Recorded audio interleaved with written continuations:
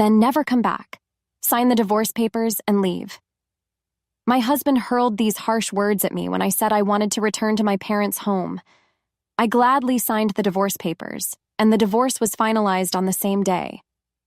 That's how desperate I was to get away from my husband. After submitting the divorce papers, I reunited with my father in my parents' house. I told him about what led to my divorce. Without showing any anger, my father calmly listened to my story. Then he made a phone call and stood up, saying, "Let's go."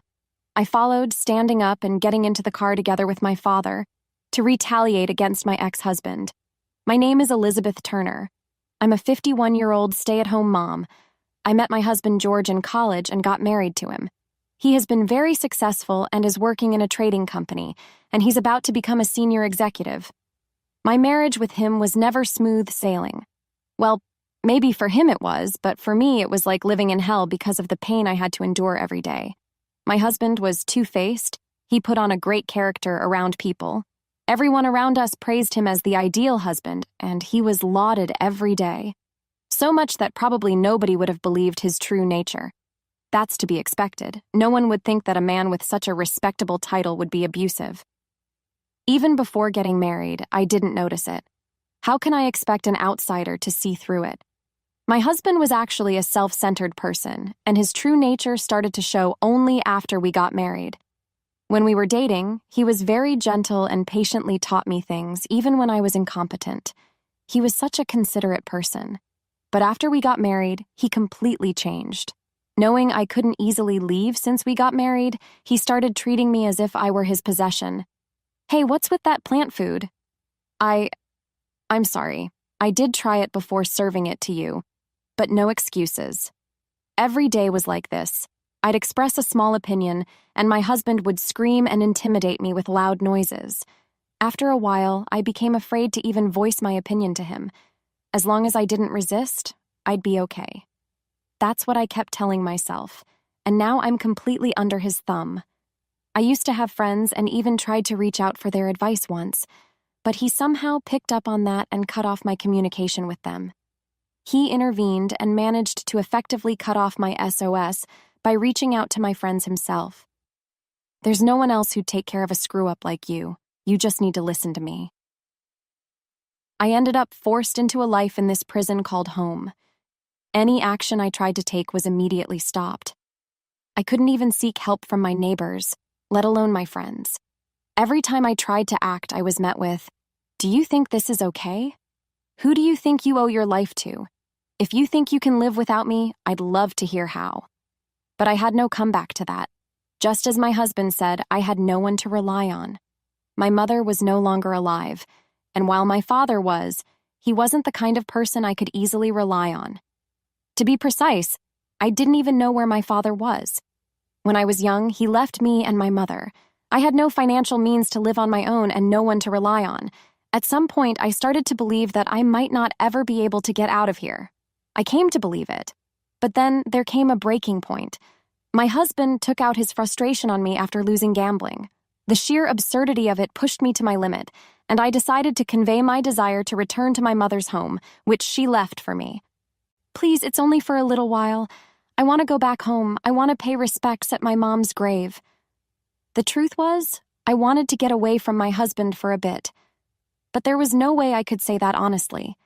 Not that I didn't want to pay my respects to my mother, but more than anything, I wanted to get out of this house. That was my sole intention. "No way. Would you show your face to someone who's already gone? They aren't even there. Stop this occult-like thinking. There's no need to go back." Without even looking at me, my husband continued to read the financial newspaper. I was at a loss for words at his demeanor. It was as if he didn't even consider me human anymore. I began to doubt if it was even possible to continue living with this man.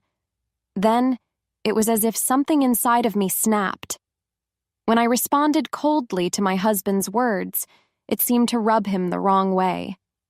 He furrowed his eyebrows and shifted his gaze from the newspaper to me.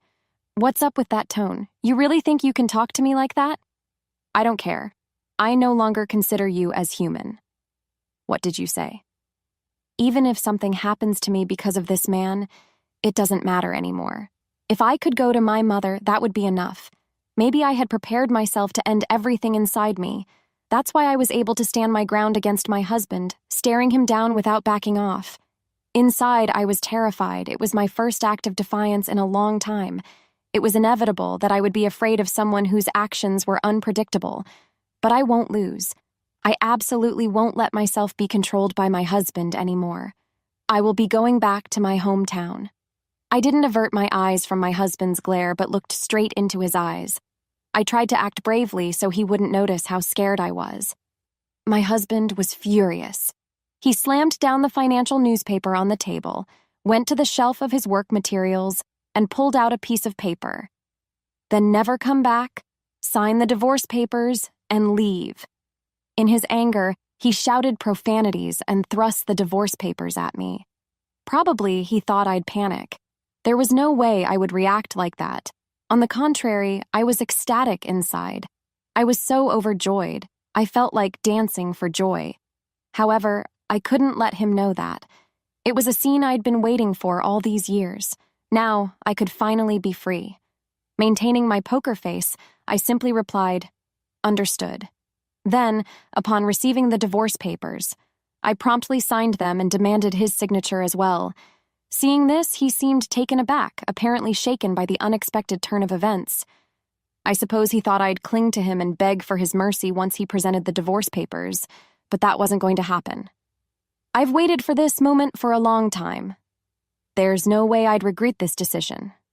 Now, our married life came to an end, and our divorce was finalized within that day. I returned to my maiden name, Elizabeth Brookfield.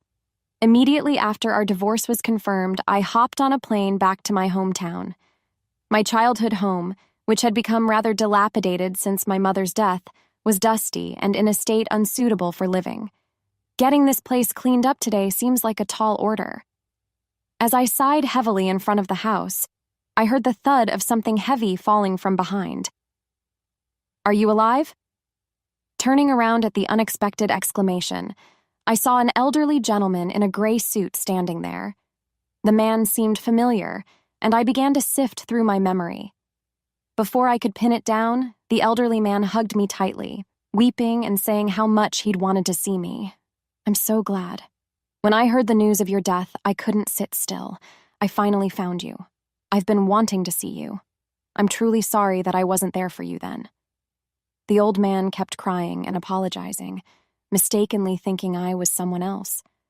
The strength in his arms as he held me was intense, as if he were trying to confirm my existence, and the warmth of his embrace brought back memories of my childhood. Could it be Dad? He must have been taken aback by my words. The old man jerked in response, slowly moving away from me. Then, letting tears streak down his face, he stared intently at me. "Could it be, are you Elizabeth?" the old man murmured while scrutinizing my face and body as if confirming. I couldn't remember his voice or face, but the feeling and scent of his embrace. Instinctively, I realized that he was my biological father, Matthew. "I knew it, Dad. I've always wanted to meet you." The moment I realized he was my real father, I hugged my long-lost father again. "I had no idea where you were. All I remembered was your name. Mom had staunchly refused to tell me your last name, making it impossible to find any clue about you. Elizabeth, I'm glad you're doing well." Realizing I wasn't his wife, my father was momentarily taken aback. But then he quickly accepted me and hugged me back. "I'm hanging in there. I'm relieved to see you're well too, Dad. I'm sorry I left you and your mother. During the war, my father had a love with my mother and raised me. Despite having managed to escape to a place in rural America where nobody knew us, as the heir to a wealthy family, my grandparents couldn't just let my father go.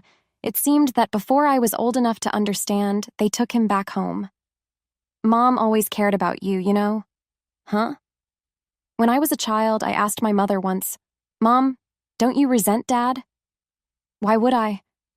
'Because he left you behind, didn't he? It's sad that he just left you behind and went somewhere else.'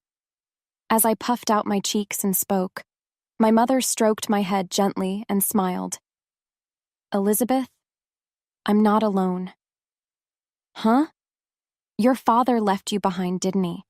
It's not his fault. If there's anything to resent, it might be this generation. Looking out at the garden from the porch, my mother smiled a somewhat sad smile. If it weren't for these times, we might have still been together. That's what I think. So, Elizabeth, if I have the chance to meet your father again in the next life, I want to be with him as a proper married couple this time. Her smile as she said this was somewhat shy. I was deeply moved, even as a child, realizing that my mother truly loved my father from the bottom of her heart, and that she still thinks of him, unchanged. When I told my father, he broke down right there, crying and rubbing his face on the ground. I too want to see you again, Dad. Until my father had his fill of crying, all I did was rub his back. Dad, who cried until his tears and sobs dried up, finally raised his head and smiled with swollen eyes.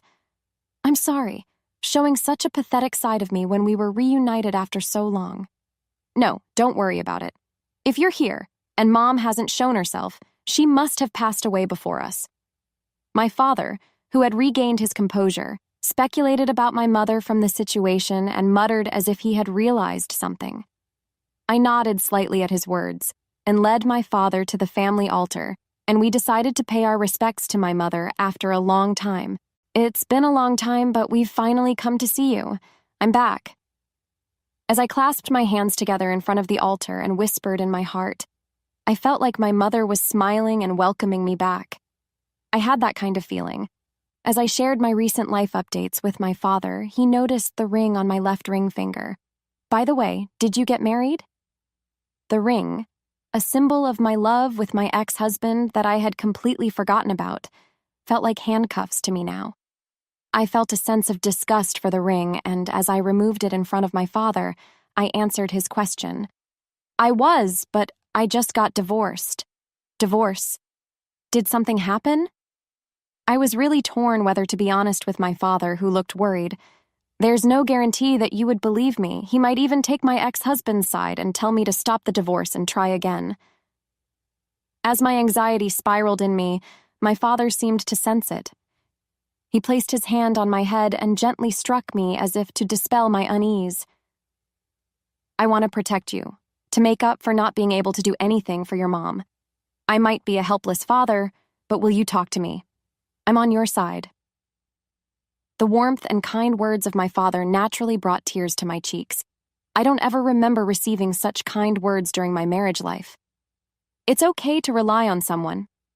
Feeling as though my mother was also urging me on, I decided to tell my father everything about the mistreatment I had received from my ex-husband.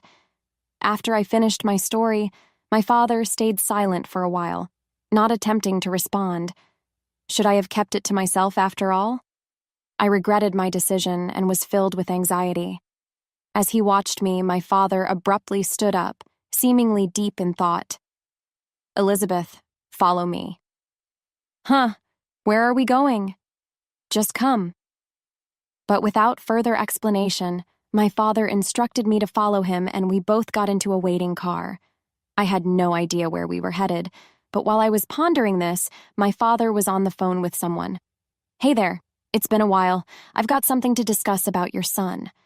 We're on our way back home now. Could you come over? I appreciate it. It appeared he had invited someone over to the house, but who could it be? My question was soon answered. It's been a while, Mr. Patterson. You look well, Mr. Bennett, and it's been quite some time, hasn't it, Elizabeth? Father-in-law? Is that you? The unexpected visitor to my father's house was my ex-father-in-law. Why on earth was he here? Did he and my father know each other? As I stood there puzzled, my father chuckled awkwardly. Sorry, hearing your story made me a little irate, and I failed to explain the situation properly. Actually, Mr. Bennett and I are drinking buddies we met through mutual friends. I knew he had a daughter, but I had no idea that it was you, Elizabeth. What a surprise. Laughter. My ex-father-in-law burst into hearty laughter, a stark contrast to my father, the gentleman. Who would have thought that these two very different men could be such good friends? Who could have imagined such a turn of events? As I sat there dumbfounded, watching them chat merrily. My father coughed lightly to get my attention. "The reason I called Mr. Patterson here is that we need to discuss his son, your ex-husband. Something about George, what happened? Did something happen between him and you, Elizabeth?" He probably hadn't been informed about the situation. My father-in-law's eyes sparkled as he gazed at me with curiosity. Honestly, both my father-in-law and mother-in-law were wonderful people, and it pained me to tell them we were getting divorced. But with the support of my father and late mother, I steeled myself to convey everything. My father-in-law quietly listened until I had finished, but the moment I stopped talking, anger seeped into his expression. That our son really do such a thing? His powerful presence as he questioned me was so formidable that I almost stepped back, but I shook my head vigorously. Hearing that, my father-in-law shot a glance at my father, seeking confirmation. Once my father slowly nodded, my father-in-law's face turned bright red. "Why didn't you come to us earlier?" He raised his voice in anger. The pain in my chest, seeing his reaction, made me think that he didn't believe me, and I froze when I heard his words. "Go to them earlier?" Thinking I might have misheard, I cautiously turned my gaze back to my father-in-law. His face was a mixture of anger and guilt, and he seemed genuinely concerned for me. "Did you think we were unreliable? Did you think we would favor my son?" I was genuinely taken aback by what my father-in-law said. Was he really trusting me, an outsider, over his own son? Everyone is supposed to love their own children the most, so why? I must have worn my confusion on my face. My father-in-law, looking downcast, spoke to me in a soothing tone. "Ever since you, Elizabeth, came into our family, we've treated you like a daughter. You know we'll never favor our son over you. You should rely on us more." He placed his hand on my shoulder, offering a gentle look. At that moment, I realized they were truly listening to me, and tears began to flow. Tears of relief and guilt filled me. I should have told them earlier. I should have asked for help. I shouldn't have tried to give up. I need to communicate my feelings to others. After I calmed down, I expressed my gratitude to my father-in-law. Watching all this, my father patted my back, and my father-in-law continued to speak comforting words, acknowledging my ordeal. Feeling relieved, I regained my composure, and once again expressed my gratitude to my father-in-law. My father-in-law chuckled shyly, saying, "Oh, stop it now," and the three of us were enveloped in a warm atmosphere. "Well then, shall we drop a bombshell on that idiot son of mine?" "A bombshell?" "Yeah, George did something horrible to you, Elizabeth. We need to make sure he apologizes properly. I won't be satisfied until he does." So we were faced with the prospect of confronting my ex-husband. However, I did not want any more direct contact with my ex-husband. I didn't even want to make a phone call. Seeing this, my father seemed to have an idea, and he asked my father-in-law to connect him on a call. "I'll summon him here. I'm Elizabeth's father. I can't just sit by and do nothing while my daughter's going through this. Stay calm. I plan on speaking to him with composure, as if he could read my mind." My father reassured me with a gentle smile. "Mr. Patterson, could you please connect me with George?" Hearing this, my father-in-law immediately called my ex-husband and handed the call over to my father. "Hello, nice to meet you. Elizabeth has always spoken highly of you." My ex-husband probably suspected something when a stranger suddenly took over the call. From the other end of the phone, a skeptical voice, seemingly picking a fight, could be heard saying, "Who the hell are you? We need to talk about Elizabeth. I want you to come to my house right away." "Huh? Why should I go all the way to a stranger's house?" We could hear his loud voice, so the call wasn't even put on speaker. I wonder how loudly he was talking into his phone. What a way to talk to someone he's meeting for the first time. I felt disgusted by my ex-husband's rudeness. "Just come, you got that?" I was a little surprised. My father, who usually speaks in a gentle tone, was unusually stern and angry. My ex-husband must have sensed this. I could tell from his hesitant intake of breath over the phone. After saying just that, my father abruptly cut the call and returned the phone to my father-in-law. A while later, my phone began to ring incessantly. "You don't have to answer that. We're going to meet him anyway. Just ignore it." Following my father's instructions, I obediently switched off my phone. I probably didn't have the courage to call back anyway. He would confront me head-on since I am an easy target. That's the way my ex-husband would do it. It was obvious what he was thinking, and it was pitiful enough to make me sigh in exasperation. After a while, my ex-husband arrived at my father's house. My father-in-law must have given him the location. As soon as he arrived in his car, he barged into the house and started complaining. "What the hell is going on, summoning me here? And who the hell was that old man on the phone?" my ex-husband yelled as soon as he entered. Despite his loud voice making me wince, he didn't seem to care. He spotted me and started yelling again. "Elizabeth, why aren't you picking up my calls? I've been calling so much, and you just cut me off. You'd think you could do that to me?" In front of my furious ex-husband, my father stepped forward, shielding me. "What's your problem, old man? Get out of the way. You're annoying. I won't move. You should stop talking to Elizabeth like that." "What? It's none of your business. Stop butting into family issues," my ex-husband responded with an annoyed click of his tongue. His attitude brought back traumatic memories, and my body trembled in fear. I hugged my arms tightly to hide my fear, but my father-in-law kindly reassured me with a hand on my back. Thanks to him, I regained some composure and looked at my father, who stood unflinchingly against my ex-husband's fury. "Nice to meet you. I'm Elizabeth's father." "What? Her father? I thought Elizabeth didn't have a father." Instead of being surprised at my father's statement, my ex-husband looked at him suspiciously. Since I never talked about my father, he must have assumed he was no longer around. His presumptuous attitude made my anger rise. "I assure you I am indeed her father. If you want, I can get a copy of her birth certificate. It will confirm immediately that Elizabeth is my daughter." "No need." "So what's up with that call saying I need to apologize to Elizabeth? What am I supposed to apologize for?" My father, undaunted and standing firm in front of my ex-husband, was so manly. I felt a reassuring strength in my father's back. "What's with the papa's attitude you've been carrying around? Isn't there something you should be telling me?" Seeing my ex-husband's behavior, my father-in-law is livid. With his brows furrowed, he sends a fierce glare towards my ex-husband, speaking in a stern voice. The aura radiating from the towering giant is intimidating, making me feel nervous even though I'm not the one being scolded. Is there something I need to say? Upon this, my ex-husband completely recoils, backpedaling like a frog being stared down by a snake. "What have you been doing to Elizabeth up until now?" "What? I didn't do anything in particular. I was just taken care of." Naive Elizabeth. "Don't you dare lie." The ex-husband, as it turns out, really can't handle being scolded. It's probably hard for someone like him who thinks he's superior to be lectured by others. Upon hearing my ex-husband's unbelievable response, my father-in-law raises his voice, coming down on him like a thunderbolt that sends him flying into the wall. "Hi, naive, huh? It's you who doesn't understand anything about the real-world, kid. How dare you act all high and mighty to others? Have some shame." My father-in-law starts yelling at my ex-husband, releasing all the frustration I had been bottling up.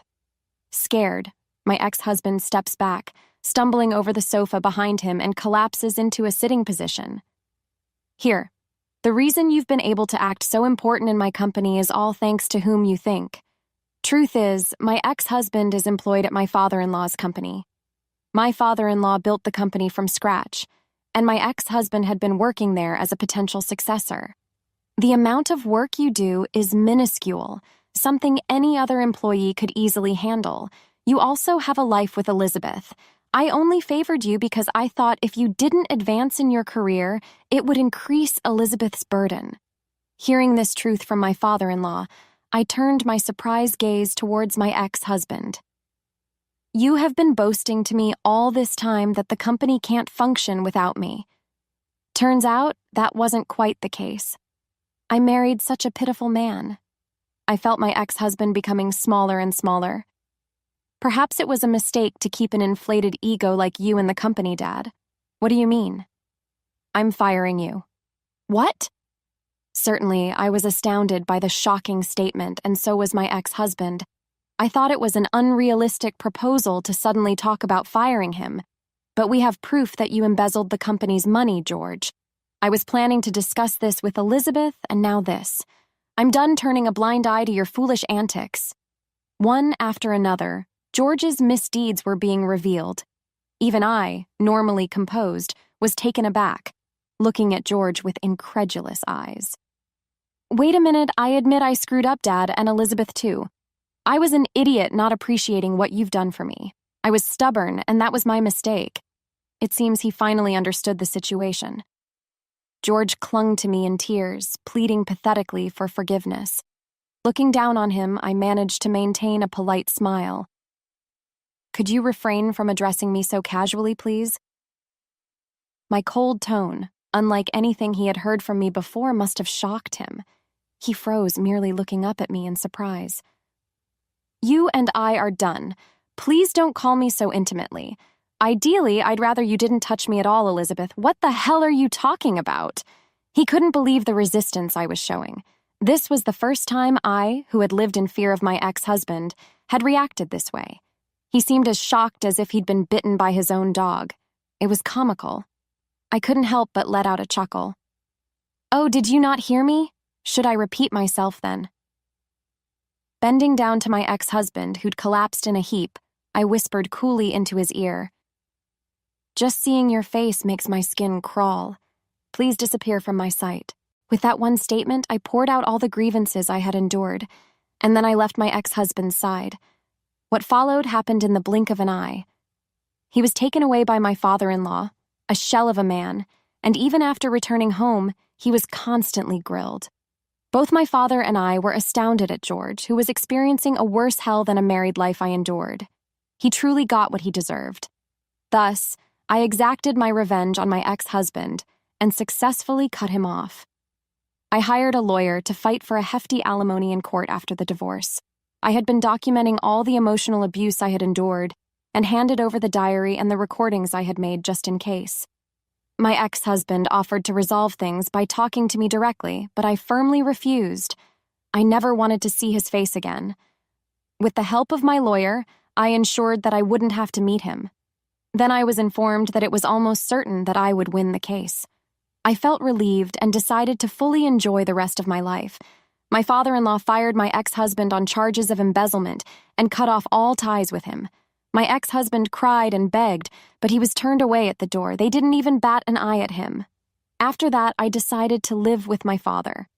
Through my father, I kept in touch with my father-in-law and others, and we are now closer than when we were married. At first, I was hesitant about living with my father.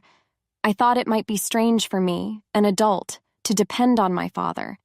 But then my father offered me some comforting words. If you're okay with it, how about we spend the rest of our lives together in your mother's house? With those words, my father and I embarked on many trips to make up for the time we couldn't spend together as a family. We traveled not only within the States, but also abroad. We wandered all over the country. I wanted to show my late mother, who loved to travel various beautiful sights, so we always carried a photo